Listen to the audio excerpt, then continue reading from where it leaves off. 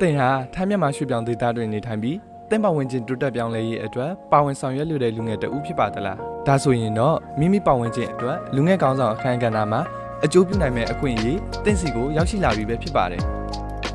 အားလုံးပဲမင်္ဂလာပါဒီဗီဒီယိုလေးမှာတော့ပါဝင်ခြင်းအကျိုးပြုလုပ်ငန်းများကိုလူငယ်အခမ်းကဏ္ဍမှာပါဝင်ဆောင်ရွက်နေတဲ့ကျွန်တော်တို့လူငယ်ကွန်ရက်အဖွဲ့နဲ့ပတ်သက်သောအကြောင်းအရာများကိုပြောပြပေးသွားမှာပဲဖြစ်ပါတယ်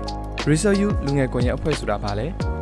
လူငယ်ကွန်ရက်အဖွဲ့ကို Health with the Frontier Foundation လက်အောက်မှာရှိတဲ့ Research Program မှာ2019ခုနှစ်တွင်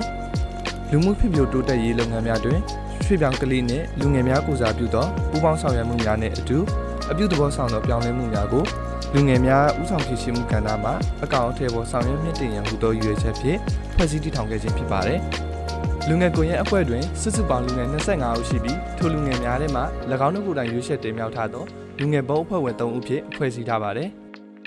လူငယ်ကွန်ရက်အနေဖြင့်လစဉ်အစည်းအဝေးများပြုလုပ်ခြင်းစွမ်းရည်မြင့်တင်သံများတက်ရောက်ခြင်းရွှေ့ပြောင်းဒေသအတွင်းဖြစ်ပေါ်နေသောအခြေအနေများပြဿနာများပေါ်မူတည်၍ရပ်ရွာများအတွင်းအသိပညာပေးသင်တန်းများပြုလုပ်ခြင်းကမ်ပိန်းများဦးဆောင်ခြင်း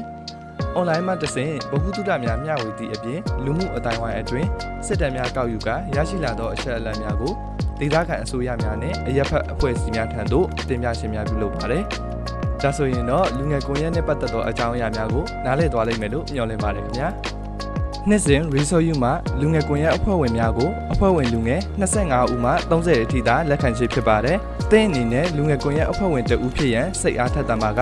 Research You Univer Group Facebook Page ကို follow ရှင်အားဖြင့်အသင်းဝင်လျှောက်လွှာနဲ့ပတ်သက်သောအချက်အလက်များကိုအချိန်နဲ့တပြေးညီသိရှိနိုင်မှာပဲဖြစ်ပါတယ်ခင်ဗျာ။လူငယ်တဦးအနေဖြင့်မိမိပတ်ဝန်းကျင်နဲ့လူမှုအတိုင်းအဝိုင်းကိုအပြုသဘောဆောင်သောလှုပ်ရှားဆောင်ရွက်မှုကဏ္ဍများတွင် Research You နဲ့အတူတက်ကြွစွာပါဝင်နိုင်ဖို့အတွက်ဖိတ်ခေါ်လိုက်ပါတယ်ခင်ဗျာ။